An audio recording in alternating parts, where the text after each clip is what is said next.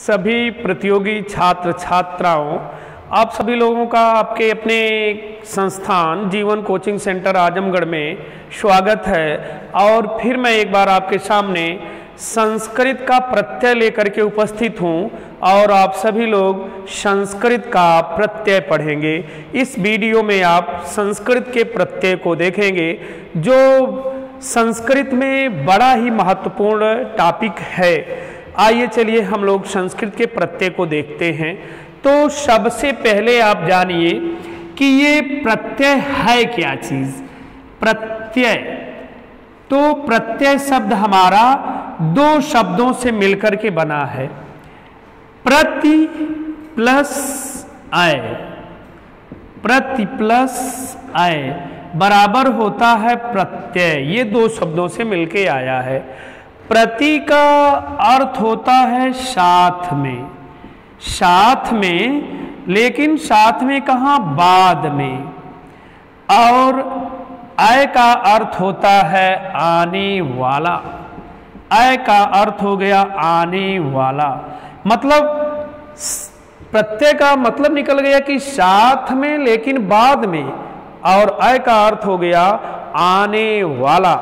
इस प्रकार आप प्रत्यय की परिभाषा जानिए कि वे शब्दांश जो किसी धातु या शब्द के बाद में जोड़े जाते हैं वे प्रत्यय कहलाते हैं। संस्कृत में हम अगर इतना कह दें, प्रतीयते विधीयते इति प्रत्ययः, प्रतीयते विधीयते इति प्रत्ययः, प्रतीयते विधीयते इति प्रत्ययः। छात्रों, इसका मतलब हो गया कि जिसका किसी धातु या शब्द से विधान किया जाता है उसे प्रत्यय कहते हैं। हिंदी में हम ये कह लेते हैं कि जो वर्ण या वर्ण समूह किसी धातु या शब्द के अंत में, कहाँ, चाहे धातु होगा या शब्द होगा, के अंत में जुड़ करके उसमें विशेषता या नए अर्थ की प्रतीति कराते हैं उसे हम प्रत्यय कहते हैं।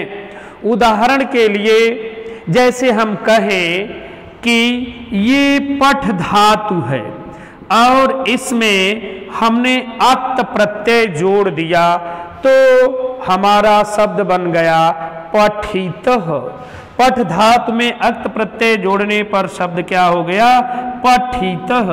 अब यहाँ देख रहे हैं ये पठ क्या है, धातु है, और इसमें हमने प्रत्यय क्या जोड़ा है, अक्त प्रत्यय जोड़ा है, तो ये शब्द निकल गया पठितः। अब कहीं भी क्वेश्चन बनता है कि पठितः में प्रत्यय क्या है, तो आप बताएंगे अक्त प्रत्यय।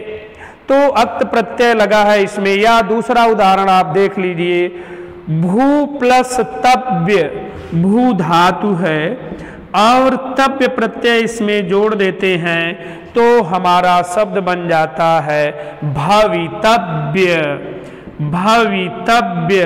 अब भवितव्य शब्द में पूछा जाए कि प्रत्यय क्या है तो आप कहेंगे कि इसमें तव्य प्रत्यय है। तो ये क्या हो गया, प्रत्यय की परिभाषा हो गई। अब इसके बाद हम चलते हैं आगे प्रत्यय के भेद में। प्रत्यय के भेद, देखिए छात्रों, जहां भी प्रश्न उठता है कि संस्कृत में प्रत्यय के भेद बताइए, तो संस्कृत में प्रत्यय के मुख्य दो भेद हैं। पहले को हम कहते हैं कृत प्रत्यय। जो पहला प्रत्यय है कृत प्रत्यय, ये देखिए, कृत प्रत्यय से जो बना हुआ शब्द हमें मिलता है उसको हम कह देते हैं कृदंत, कृदंत। यानी कृत प्रत्यय से निर्मित शब्द को क्या कहा गया, कृदंत कहा गया। दूसरे प्रत्यय का नाम है तद्धित प्रत्यय।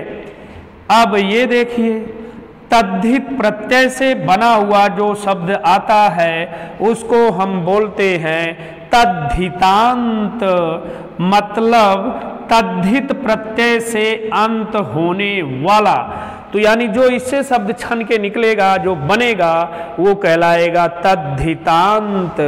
तो अब ये आपका जो कृत प्रत्यय है छात्रों, ये क्वेश्चन आया था आपके टेट में ही कि कृत प्रत्यय को कहाँ जोड़ा जाता है, तो वहाँ हमें बताना था कि कृत प्रत्यय जो है धातु के बाद में जुड़ती है। कहाँ? धातु के बाद में। बच्चों, धातु का मतलब हो गया जैसे पठ धातु, गम धातु, भू धातु, ये क्या है? धातु है। उसके बाद फिर देखिए दूसरा है तद्धित प्रत्यय। तो ये संज्ञा, सर्वनाम और विशेषण, संज्ञा, सर्वनाम, विशेषण के अंत में जो जोड़ा जाता है, विशेषण के अंत में, यानी ये तीन हो गए, संज्ञा, सर्वनाम, विशेषण के अंत में जो प्रत्यय जोड़ा जाता है उसको कहते हैं तद्धित प्रत्यय। अब देखिए ये आगे कैसे बढ़ता है, तो धातु के अंत में, यानी जो पहला प्रत्यय है धातु के अंत में लगता है, तो धातु के अंत में जोड़ा जाने वाला प्रत्यय जो होता है ये दो प्रकार का होता है। पहले को कहते हैं कृत प्रत्यय, धातु के अंत में जोड़ा जाने वाला प्रत्यय हमने बताया कि दो प्रकार का, तो पहले को हम बोल देते हैं कृत प्रत्यय। ये कृत प्रत्यय धातु के अंत में जो जोड़ा जाएगा, यानी कहने का मतलब कि अक्त्वा, लेप, तुमुन, ये क्या है?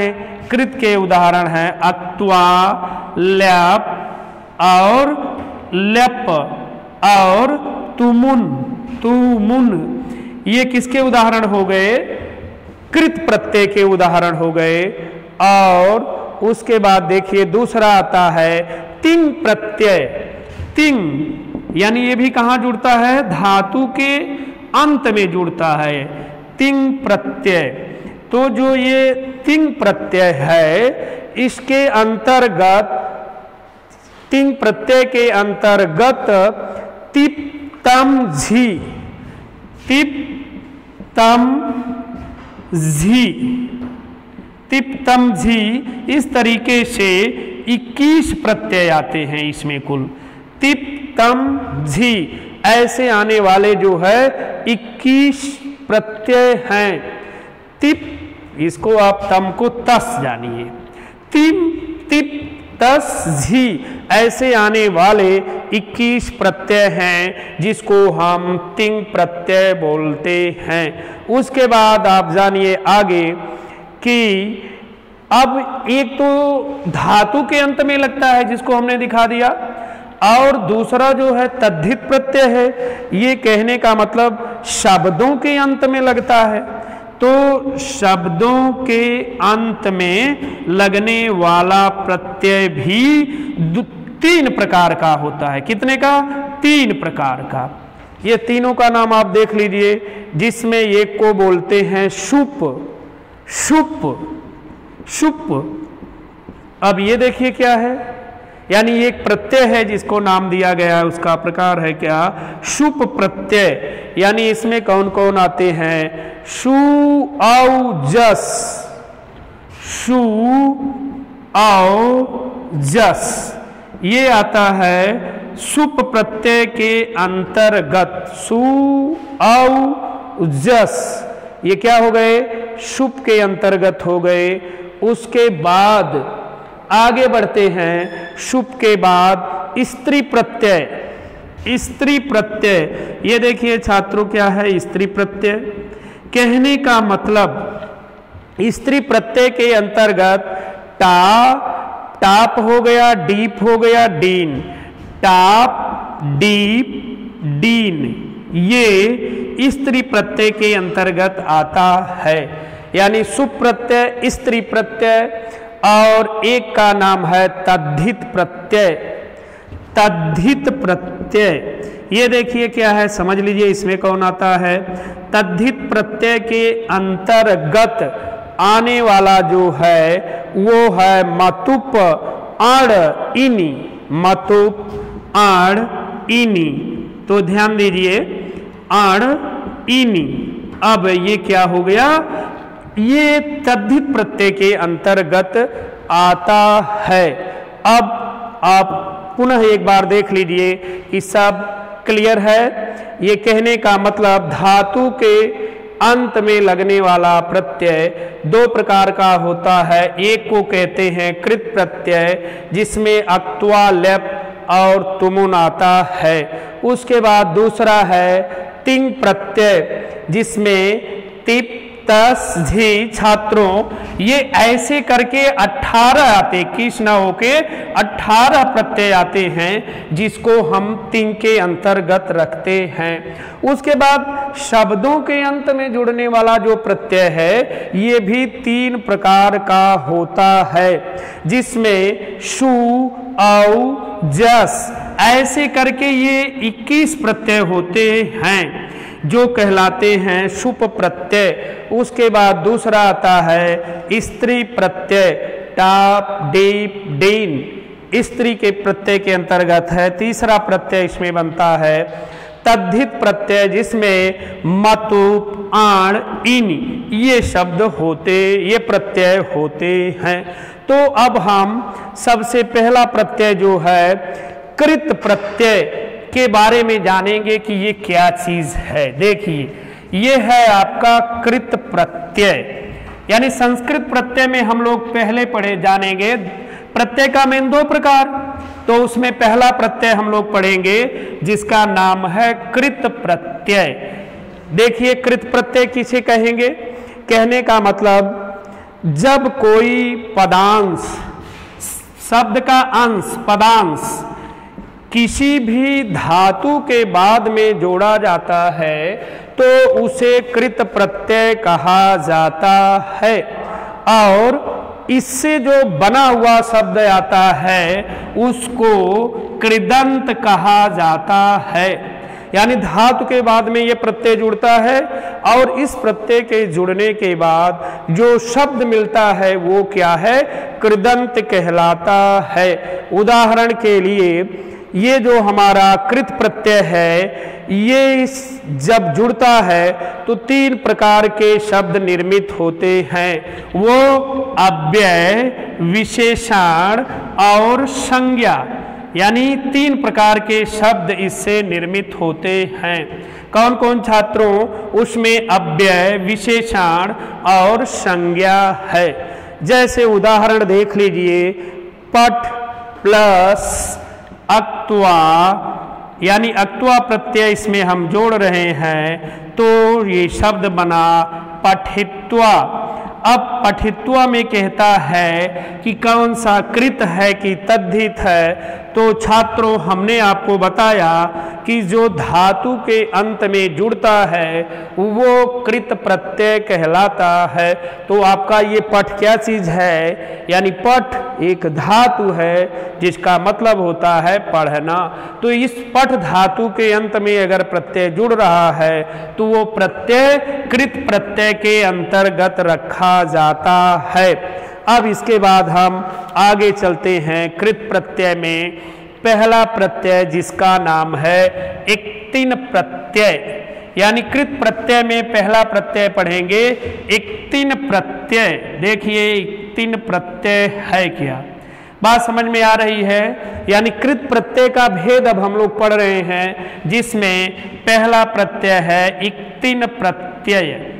अब ये समझिए आप कि इक्तिन प्रत्यय संस्कृत में कैसे जुड़ती है। तो सबसे पहले आप ये जानिए कि इक्तिन प्रत्यय में ये आधा क दिख रहा है और ना भी आधा दिख रहा है। बचा आपका ये इधर मात्रा है छोटी की और त। तो इसमें आप पहले ये जान लीजिए कि ति शेष रहता है, बाकी आधा का और आधा ना ये लुप्त हो जाता है।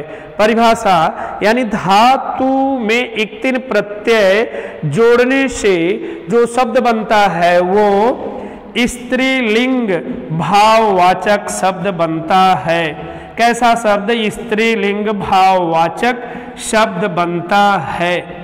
और इसमें ति शेष रहता है आधा क और आधा न ये दोनों लुप्त हो जाते हैं, यानी आधा क आधा न का लोप हो जाता है और इक्तिन प्रत्यय से बने हुए शब्द सदैव स्त्रीलिंग होते हैं। अब आपको मैं इक्तिन प्रत्यय जोड़ करके बना हुआ शब्द आपके सामने दिखा रहा हूं। देखिए, जैसे ये धातु है क्री प्लस इक्तिन, यानी क्री धातु में जब हम इक्तिन प्रत्यय जोड़ते हैं तो हमने आपसे कहा आधा क और आधा न ये दोनों लुप्त हो जाएंगे। उसके बाद ती शेष रहेगा, तो यहाँ से क्री लिख लिया और त छोटी की मात्रा लग गई तो शब्द क्या हो गया, कृतिः। अब कृतिः में प्रत्यय पूछा जाता है तो आपका आंसर होगा इक्तिन प्रत्यय। दूसरा उदाहरण मैं आपको दिखा रहा हूं, गम प्लस इक्तिन। देखिए, गम धातु में जब हम इक्तिन प्रत्यय जोड़ते हैं तो यहाँ भी वही स्थिति होती है, आधा क और आधा ना लुप्त होता है, ति शेष रहता है, तो ये शब्द बन गया गतिः। अब गति में पूछा गया कि प्रत्यय, तो वहाँ क्या है, इक्तिन प्रत्यय है। उसी प्रकार से ध्री क्या है, एक धातु है, इसमें हम इक्तिन प्रत्यय जोड़ते हैं तो शब्द जो बनता है वो होता है धृतिः। अब धृतिः शब्द में प्रत्यय जब भी पूछा जाएगा तो आंसर होगा इक्तिन प्रत्यय है। अब अगला उदाहरण देख लीजिए आप, जैसे नी धातु है, इक्तिन प्रत्यय हम इसमें जोड़ रहे हैं तो हमारा जो शब्द बनेगा वो हो गया नीतिः। जहां भी प्रश्न बनता है कि नीति में प्रत्यय, तो आंसर होगा इक्तिन प्रत्यय। तो इसका हमें मेन निष्कर्ष ये प्राप्त हुआ कि जो भी शब्द बनेगा वो कैसा होगा, बनकर के स्त्रीलिंग शब्द होगा। तो छात्रों, आप देखिए, इस प्रत्यय में जो है केवल ती शेष रहेगा और जो शब्द आएगा सब का सब स्त्रीलिंग होगा। जैसे आप देखिए कृति, कृति कैसा शब्द है, स्त्रीलिंग शब्द है। उसके बाद मैं आपको अगले प्रत्यय को दिखाता हूं जिसका नाम है अक्त्वा प्रत्यय। यानी संस्कृत में कृत प्रत्यय का अगला भाग हम लोग पढ़ रहे हैं जिसका नाम है, यानी दूसरा भेद, अक्त्वा प्रत्यय। ये किसके अंतर्गत है, कृत के अंतर्गत है, अक्त्वा प्रत्यय।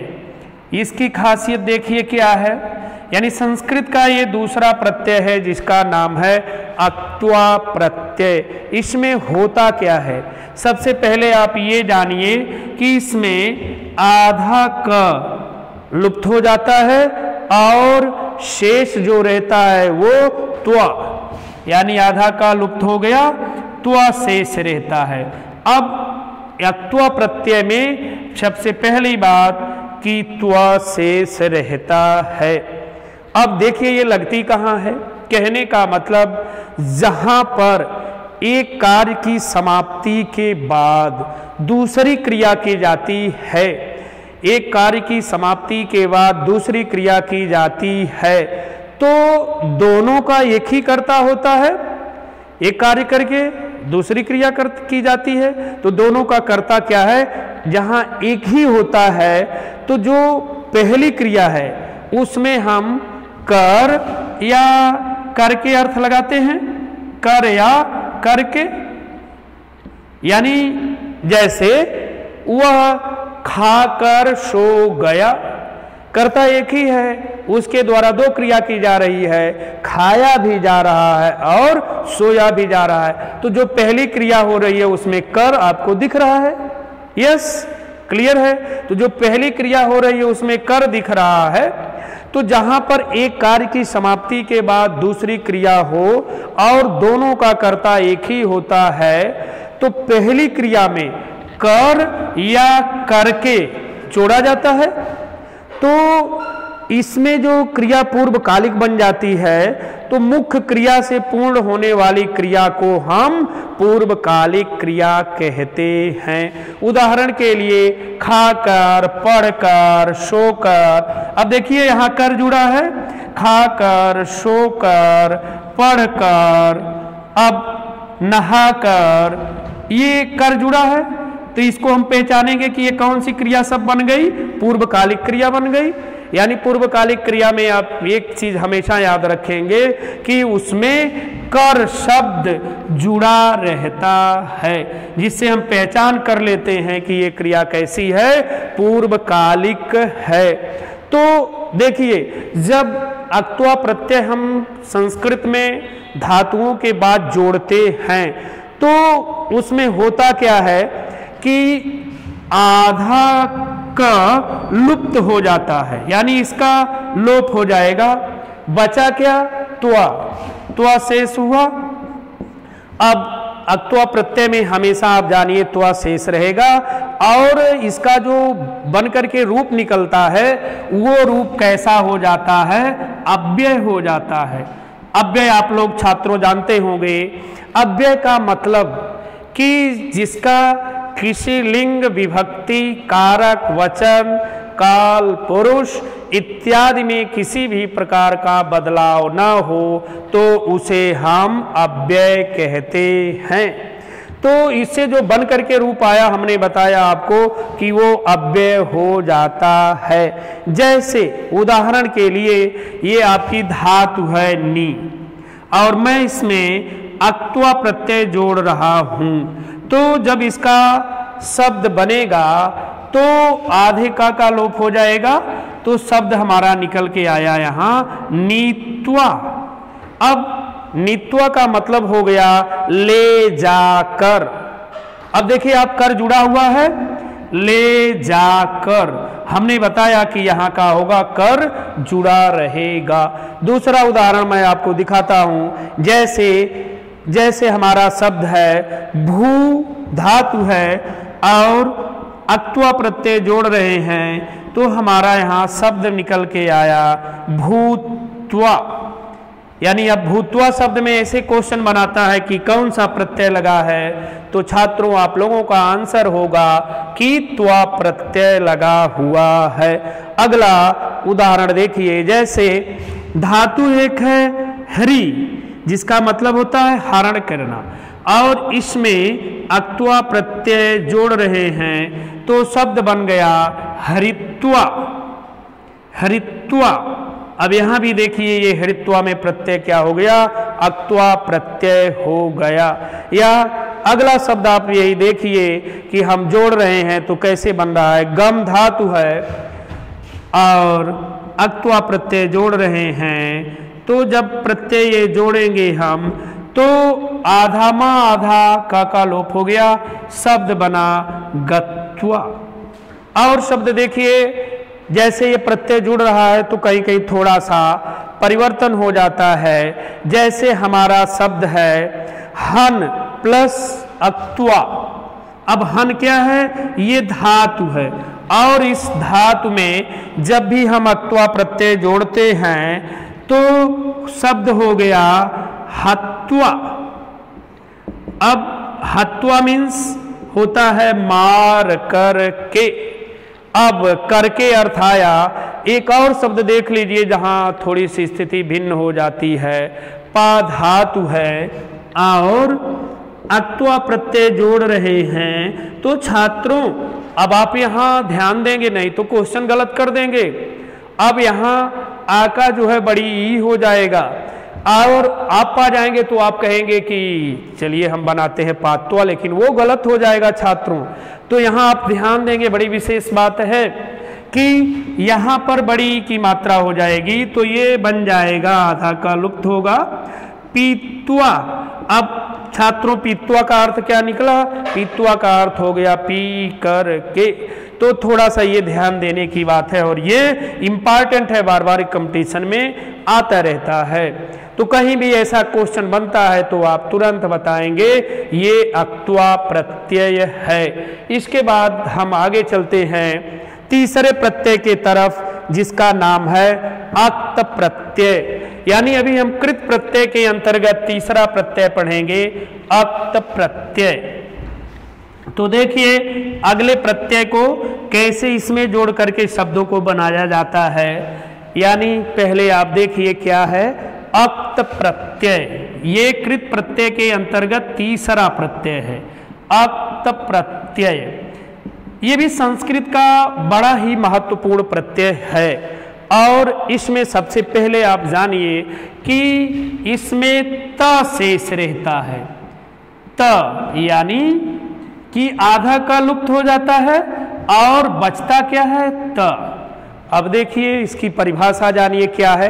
कहने का मतलब इस प्रत्यय का प्रयोग भूतकालिक क्रिया के स्थान पर किया जाता है और इससे बने हुए शब्द विशेषण के रूप में तथा क्रिया के रूप में कार्य करते हैं, विशेषण और क्रिया के रूप में कार्य करते हैं और इसमें त शेष रहता है। इस प्रत्यय से बन करके जो शब्द आता है उसके रूप तीनों लिंगों में चलते हैं। छात्रों एक क्वेश्चन हमें बताएंगे आप कि संस्कृत में लिंग कितने होते हैं? कोई किसी का आंसर नहीं आ रहा है। देखिए हिंदी में अलग है, संस्कृत में अलग है। संस्कृत में जो लिंग की बात आती है 3 लिंग होते हैं, पुल्लिंग, स्त्रीलिंग और नपुंसक लिंग। जब हिंदी में बात आए तो तुरंत आप सावधान हो जाएंगे, हिंदी में जेंडर 2 ही होते हैं। तो हमने बताया कि इसके रूप तीनों लिंगों में चलते हैं। अब देखिए पुल्लिंग जो होगा, पुल्लिंग में समझिए आप इसका जो रूप आएगा, पुल्लिंग में राम के समान, और स्त्रीलिंग होगा तो स्त्रीलिंग में रमा के समान। स्त्रीलिंग में रमा के समान। रमा मीन्स सभी लोग जाने लक्ष्मी होता है। और एक लिंग आपका जो है नपुंसक लिंग का जब शब्द मिलेगा, नपुंसक लिंग, तो उसमें इसका रूप फल के तरीके से चलेगा। फल, जैसे आपका फल संस्कृत में क्या है, नपुंसक लिंग है। यानी जब इससे शब्द बन के हमें मिलेगा तो पुल्लिंग में राम के समान, स्त्रीलिंग में रमा के समान और नपुंसक लिंग में फल के समान चलता है। अब उदाहरण के लिए मैं आपको दिखा रहा हूं, धातु।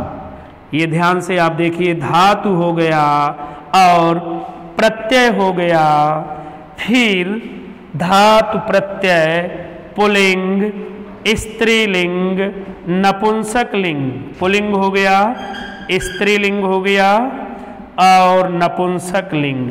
तीनों लिंगों में इसका रूप बनता है, पुल्लिंग, स्त्रीलिंग, नपुंसक लिंग। देखिए कैसे तीनों लिंगों में इसके रूप को हम निकालेंगे। ये आपका पुल्लिंग हो गया, स्त्रीलिंग, नपुंसक लिंग। ध्यान दीजिए, मैं धातु में प्रत्यय जोड़ रहा हूं और तीनों लिंगों में इसके रूप को आपको निकाल के दिखा रहा हूं। जैसे हमारी धातु है पट। पट क्या है छात्रों? एक धातु है। इसमें हम अक्त प्रत्यय जोड़ते हैं।